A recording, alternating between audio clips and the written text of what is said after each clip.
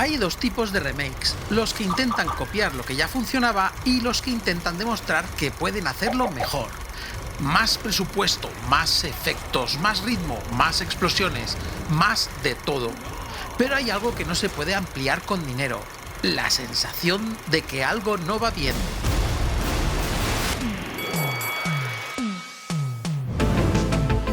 Hoy no enfrentamos solo dos películas, enfrentamos dos formas de entender el miedo y el humor. Un vampiro que te sonríe antes de matarte contra uno que directamente te mata y luego ya si eso sonríe. Dos épocas, dos lenguajes, dos filosofías. Y la pregunta de siempre que lo dice todo, ¿el remake supera al original? No. Y la respuesta que tú y yo sabemos es hora de un nuevo combate en Film Versus. Hoy enfrentamos a Noche de Miedo contra su remake. ¿Estás preparado, tío? Sí, seguro que sí.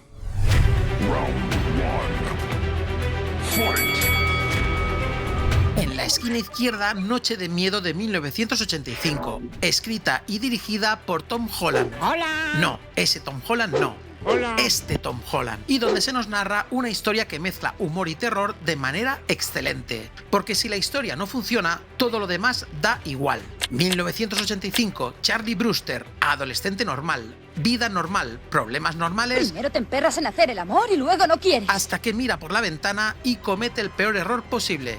Prestar atención, porque descubre que, a diferencia de él, su vecino no es normal. Es un vampiro. ¡Colmillos! El tío que ha comprado la casa tiene colmillos. Uno muy sexy, pero vampiro al fin y al cabo. Y aquí viene lo importante. El conflicto no es el vampiro. El conflicto es que nadie le cree. Y eso cambia completamente la experiencia, porque convierte la historia en una espiral de paranoia.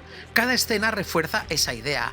Habla con su madre, nada. Colmillos, estupendo, Charlie. Mañana tengo que levantarme a las 7. Habla con su novia, nada. Charlie, ¿no será esto un truco para hacer las paces? Habla con su amigo, peor aún. El mundo sigue igual, aunque él sabe que no lo está. Eso genera algo muy jodido, aislamiento. Y si eres adolescente, doble aislamiento. Y en el terror, estar solo siempre empeora las cosas. Sus mejores golpes son un argumento sencillo, pero construido sobre un conflicto puro del que nace el humor. No hay subtramas innecesarias, todo gira en torno a una idea cristalina. Sé la verdad, pero nadie me cree. Y aquí está el detalle importante. El humor no está añadido, sale directamente del conflicto. Cuanto más grave es lo que está pasando, más absurda parece su situación. Intenta explicarlo, suena como un loco, busca ayuda, acaba con un actor de televisión. Todo es ridículo menos el peligro. Y ese contraste hace que el conflicto funcione mejor, porque te ríes, pero él sigue estando completamente solo frente a algo real. El espectador se convierte en un elemento más que no le cree, y eso es genial. Una premisa que genera paranoia constante. No es solo hay un vampiro, es el peligro está al lado y el mundo sigue como si nada. Que ahora que lo pienso, esa sensación es totalmente actual. Cada escena refuerza esa tensión. Lo ve, nadie reacciona. Insiste, lo ignoran. Se desespera, queda aislado. El conflicto no se resuelve, se intensifica. Y ese conflicto que escala de lo cotidiano a lo mortal. Empieza como curiosidad, mi vecino es raro. Pasa a sospecha, mi vecino es peligroso. Y acaba en amenaza directa, mi vecino me va a matar. Nos encontramos ante todo un clasicazo de los 80 con un excelente binomio terror/humor que muy pocas consiguen. Sí. En la esquina derecha tenemos al remake, escrita por Martin Oxon, que se basa en el guión original de Tom Holland. Hola. No, ese Tom Holland no. Hola. Este Tom Holland. Y dirigida por Greg Gillespie. Hola. El remake nos da misma premisa, pero distinto enfoque. Charlie también sospecha, pero aquí el conflicto no es externo, es interno. No quiere creerlo, porque aceptar que tu vecino es un vampiro, por muy sexy que sea, significa que tu vida perfecta se acaba, que tu normalidad es mentira, mentira, que tu mundo no es seguro. Y eso es interesante, pero menos opresivo, porque aquí el problema no es que el mundo no te escuche, es que tú decides no escuchar. Esto tenía gracia a los 8 años. ¿Y a los 16? Pues vale, chaval. Charlie se convierte en los obstáculos del Charlie original, y eso reduce la tensión, porque el espectador va por delante. Porque yo he madurado. Si tú no quieres, vale, pero no te cabres porque yo prefiera vivir a inventarme bobadas. Sus mejores golpes son un argumento más moderno, centrado en el conflicto interno, donde el humor suaviza la tensión. Todo gira en torno a una distorsión de la idea original. Sé la verdad, pero prefiero no aceptarla. Y aquí el humor funciona de forma distinta. No nace del conflicto, lo acompaña desde fuera. Es más irónico, más consciente, más de sé lo que está pasando. Pero eso tiene un efecto, porque cuando más se apoya en el humor, más se diluye la incomodidad del conflicto. La situación es peligrosa, pero nunca se siente del todo incómoda, porque el personaje todavía puede escapar, incluso emocionalmente. Un enfoque más directo y físico del peligro. El original construye tensión, el remake la ejecuta. El vampiro no insinúa, actúa. Menos espera, más ataque. Eso hace que la historia avance más rápido y sea más accesible para el público moderno. Una escalada más visible y explosiva. Aquí no hay tanta ambigüedad, el conflicto sube rápido. Sospecha, confirmación, enfrentamiento. Y cada paso viene acompañado de acción real. Persecuciones, ataques, destrucción. El peligro no se sugiere, se muestra. Y aquí está la diferencia clave. El original te encierra en una pesadilla donde nadie te cree. Señor Vincent, tiene que creerme. Le estoy diciendo la verdad. Me acaba de decir que cree en los vampiros, ¿no? Mentí. El remake te pone en una donde tú decides no creer. Me cachondeo de ti. Estupendo. Ya, lees demasiado Crepúsculo. Eso es ficción, ¿vale? Esto es real. Y eso cambia todo, porque el terror más fuerte no es el que ignoras, es el que gritas y nadie escucha. Asalto para Noche de Miedo de 1985. Oh, déjalo. Gracias. ¿Este es el número 99? Bueno, hasta No, luego, chaval. es la casa de al lado. ¿Te has hecho mayor? Gracias.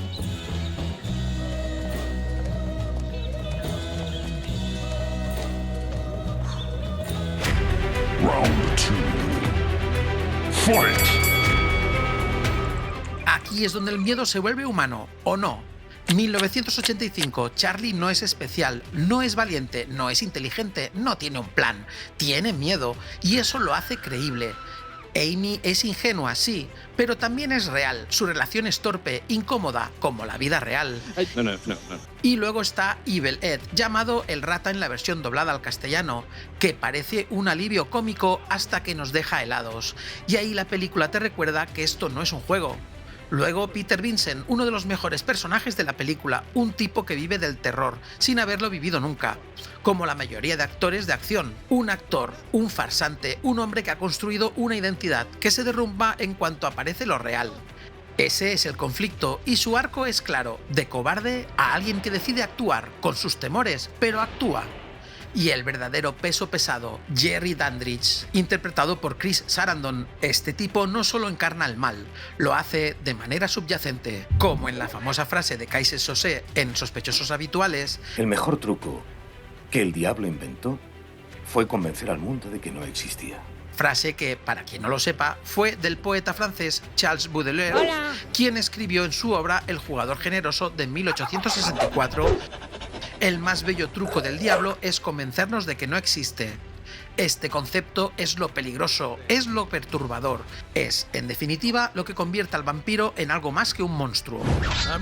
El reparto original golpea sin piedad al remake. Turno para el remake. Todo más limpio, más moderno, más eficiente. Charlie funciona, Amy funciona, Peter Vincent es un espectáculo en sí mismo, David Tennant está en otra película, pero funciona y es divertido. Pero de nuevo el peso pesado es Jerry. Colin Farrell es más físico, más directo, más violento, más realista como depredador, pero menos interesante como presencia, porque no hay juego, no hay seducción, no hay ambigüedad, solo amenaza. Aún así, todo el reparto golpea fuerte. El remake construye personajes útiles, pragmáticos e incluso realistas hasta cierto punto. El original construye personajes que evolucionan, románticos y casi novelescos. Asalto para 1985.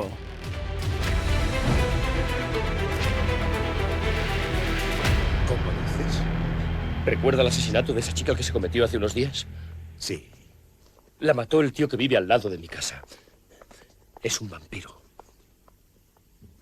Si esto es lo que consideras una broma, no le veo la gracia. Perdone, pero es que tengo un interés personal. Creo que uno de ellos mató a mi amigo. Con uno de ellos te refieres a un vampiro. Sí, Jerry vive justo al lado de mi casa. Jerry. Jerry el vampiro. Oiga, ¿cree que yo no sé cómo suena eso? Round 3. Fight!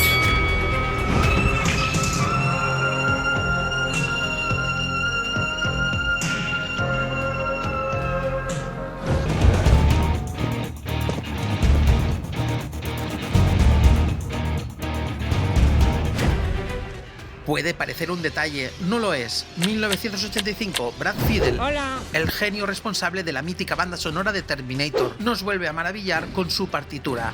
Sintetizadores, ritmos repetitivos, una sensación constante de que algo va mal, aunque no lo veas. La música no te dice qué pasa, te dice que te prepares y además ese toque ochentero le da identidad. Golpes sutilmente devastadores. Los efectos sonoros no destacan, solo acompañan pero de manera más que correcta.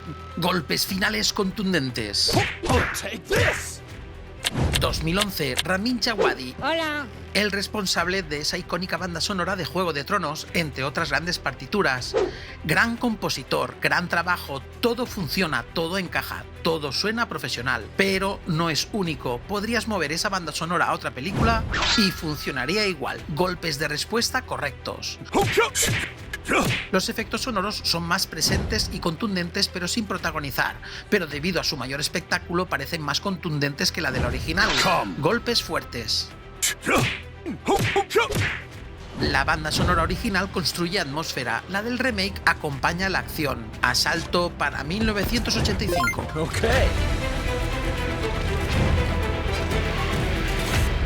Ya es tarde para salvarlo.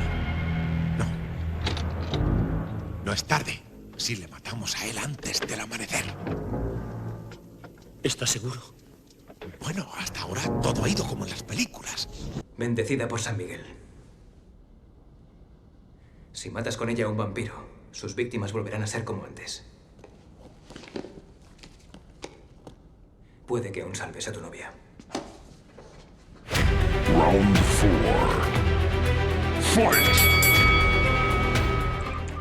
Aquí hablamos del mundo y de cómo ese mundo te afecta. 1985, un barrio normal, casas normales, vecinos normales, todo debería ser seguro. Y ahí está el problema, porque no lo es. La casa de Jerry rompe ese equilibrio, es diferente, oscura, amenazante, intrusiva, y eso crea contraste. Una fotografía ochentera de manual hacen de esta noche de miedo el arquetipo visual del género y de la propia época. Pero es en los efectos prácticos donde realmente destaca, con esa transformación de Evil Ed, la de Amy, un poco exagerada sí, pero icónica, o la del propio Jerry, son pura artesanía artística, golpea de manera oscura y atmosférica ochentera. 2011, más escala, más espectacularidad, más diseño moderno, más Las Vegas, más efectos digitales, pero menos contraste, porque todo es ya exagerado, nada destaca tanto. El remake usa el estilo gráfico del momento, sin demasiadas florituras, coherente y correcto, pero falla en algunos momentos, sobre todo en los efectos especiales. Esos efectos digitales reguleros restan puntos, aunque no siempre, hay ocasiones que están decentes, pero a diferencia de las exageraciones del original, en el remake no solo quedan exageradas, sino mal implementadas, golpes mínimos. El original convierte lo cotidiano en terror, el remake convierte el terror en espectáculo. Asalto para 1985.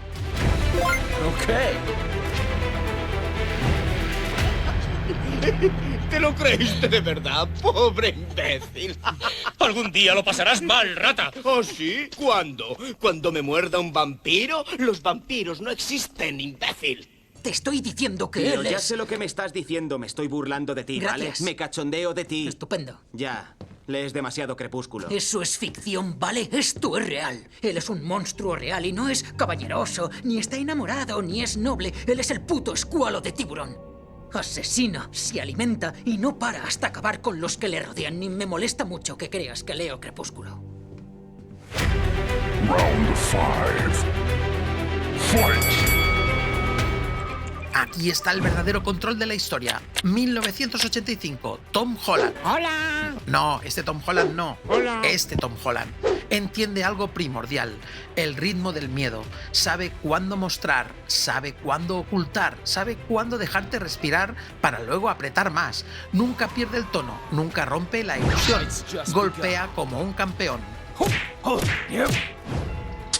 Greg Gillespie apuesta por ritmo, por energía, por dinamismo y funciona hasta cierto punto, porque a veces muestra demasiado pronto o demasiado, o las dos cosas, y cuando el terror se explica demasiado, pierde fuerza. Aún así, se percibe un gran trabajo de dirección, golpes defensivos.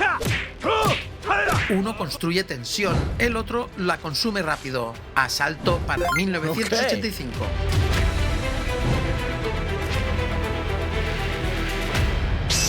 Hola, Edward.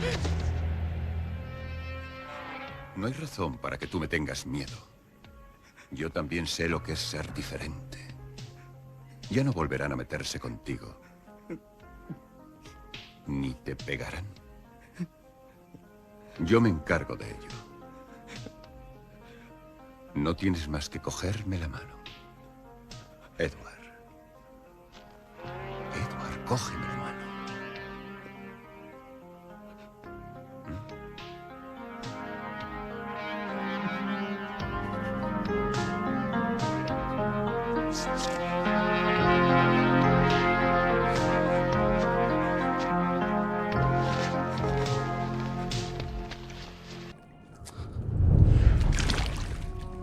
Dices que te alegras de ser distinto. ¡Atrás! ¿Cómo ser distinto en un sitio así? Esta gente... Incluso para tu mejor amigo ya no eres nada. No. Naciste para esto. Y lo sabes. Es un don.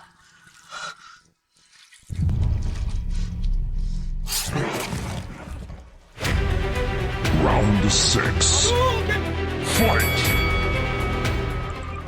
El golpe Hadouken de la original es el momento que se te queda grabado, la transformación de Evil Ed, Rata como se la conoce en la versión doblada al castellano. Rata, por favor, no es una broma.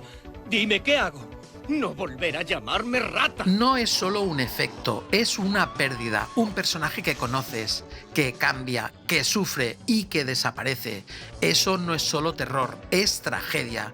Quizás el momento más aterrador de la película y ni siquiera hay amenaza, hay transformación en todos los sentidos. El momento Hadouken más aterrador quizás sea el momento del intento de salvación de la chica secuestrada. Tensión, suspense, drama, final trágico. Es quizás el resumen que te prepara para el conflicto a gran escala. La escena en la que el espectador puede preguntarse, pues a lo mejor esto no acaba bien.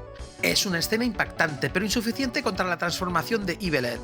Hadouken para 1985. ¡Hadouken! I knew I'd win.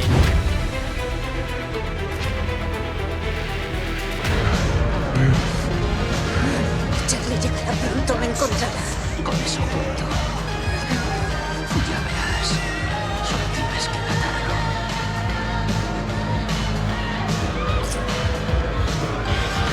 Será como un sueño.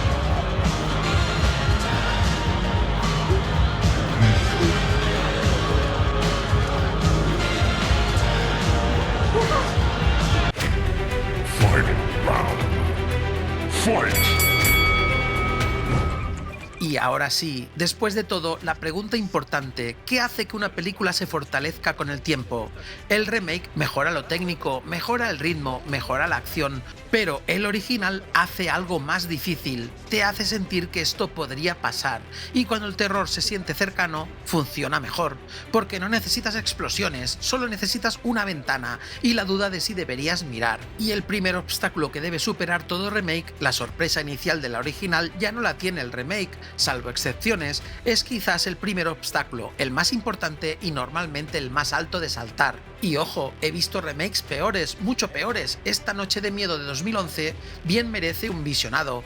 Es divertida, para nada aburrida y con un Colin Farrell desatado como villano. Un gran remake, si me lo permites, viendo de lo que es capaz la industria. Noche de Miedo de 1985 tiene ese alma y esos efectos prácticos que son insuperables, pero el remake de 2011 es, honestamente, una de las actualizaciones más dignas que se han hecho en el género. Y lo podemos englobar en 3 puntos fuertes. Colin Farrell, su versión de Jerry Dandridge es mucho más amenazante y depredadora que la de Chris Sarandon, que era más seductora y refinada. Y aunque prefiero el original, reconozco que Farrell proyecta verdadero miedo, pero es más un miedo de loco asesino que de vampiro. Le ves capaz de todo, pero eso es una prueba más de que el personaje es la clave, ya que en ambas versiones es lo mejor de la historia. El ritmo, la película de 2011 no pierde el tiempo, es un thriller de terror con toques de humor muy sólido y bien estructurado para el público actual. Y sí, quizás va demasiado rápida en ocasiones, pero eso no le quita entretenimiento. Y David Tennant, su Peter Vincent, es una vuelta de tuerca divertidísima y muy diferente al entrañable Roddy McDowall. Considero que es el personaje que pone un acento exagerado humorístico entre todos los personajes, incluyendo los de la original. ¡Cago en eBay! Todo esto está muy bien, pero pasa un poco como los Beatles. No, estos Beatles no. Estos Beatles. El nuevo tiene líneas más modernas, actualización tecnológica, corre más, mola más, pero si te ponen el original y la actualización al lado, sé a dónde van a ir todas las miradas y cuál van a percibir como auténtico. La original de 1985 gana por su atmósfera, su carisma y por ser la base de todo lo que amamos del género. Pero la de 2011 no es solo un remake, es la prueba de que, aunque no se supere el original, sí se puede respetar un clásico dándole una identidad propia y decente.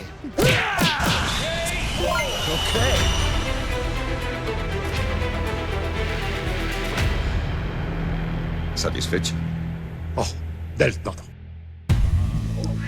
Noche de Miedo de 1985 inauguró un nuevo concepto, mezclar humor y terror en un entorno urbano, familiar y cercano. ¿Me estás diciendo que Noche de Miedo inventó esto de mezclar terror y comedia? La respuesta corta es no. Antes ya hubo intenciones. Ahí está El baile de los vampiros de Roman Polanski o incluso propuestas como Abbott y Costello contra los fantasmas. Pero en esos casos el terror era casi una excusa. Aquí no. Vale, pero eso de tener un vampiro en el barrio ya lo vimos antes en Salem Slot. No te flipes. El misterio de Salem Slot, como se la conoció en España y que se basa en la famosa novela de Stephen King, ya trajo el vampiro a un entorno cotidiano y actual, cierto, pero ojo, porque aquí está la diferencia clave. En Salem Slot el mal llega al pueblo, en Noche de Miedo el mal vive contigo y a un terrón de azúcar de distancia. No es una invasión, es convivencia. ¿Y qué me dices de un hombre lobo americano en Londres? No, déjame contestar. Un hombre lobo americano en Londres ya mezclaba terror y humor, sí, pero lo hacían desde lo incómodo, casi experimental. Noche de Miedo no, aquí la mezcla está medida al milímetro y a la perfección. Porque Noche de Miedo no convierte al vampiro en un chiste, lo mantiene como una amenaza real. Mientras tanto, introduce humor de una manera quirúrgica sin romper la tensión. Ese equilibrio es perfecto, el gran atractivo, la guinda de un pastel bien hecho. No es una parodia, no es una comedia de monstruos, es terror que sabe reírse sin perder los colmillos. Y además lo hace en un terreno reconocible, el barrio, la casa de al lado, el vecino que parece normal pero que no lo es. Ahí está su verdadero impacto, no inventa la mezcla, la afina, la moderniza y la hace funcionar como nunca antes. Y eso abrió el camino a otras cintas como Jóvenes Ocultos o Buffy Cazavampiros, por poner un par de ejemplos. No, esta Buffy no. Esta Buffy, la original, la película, no la serie. Y por cierto, como buena historia de vampiros, intentaron alargarla más de la cuenta con 2 secuelas, tanto del original como del remake, Noche de Miedo 2 y Noche de Miedo Sangre Nueva respectivamente, demostrando que no todo merece una segunda mordida. Lo siento. Este tipo de cosas no pueden repetirse, Charlie. Podríamos enfrentarlas en otro combate si te parece. Ponlo en comentarios. Ahora te toca a ti. ¿Prefieres vampiros elegantes o depredadores sin paciencia? Y sobre todo, ¿vas a mirar por la ventana esta noche? Yo no lo haría. Hoy no te voy a pedir que te suscribas ni le des a me gusta porque mi perra lleva un crucifijo en una pata, una estaca en la otra y va directa a casa del vecino. Esto quizás lo haga en el próximo vídeo. Vaya, que no es un vampiro. Sí, ya sé que lleva capa y está muy pálido, pero creo que es un inspector de Hacienda. Y si intentas acabar con él, la declaración te saldrá a pagar. Tú misma. ¡Qué noche tan brutal!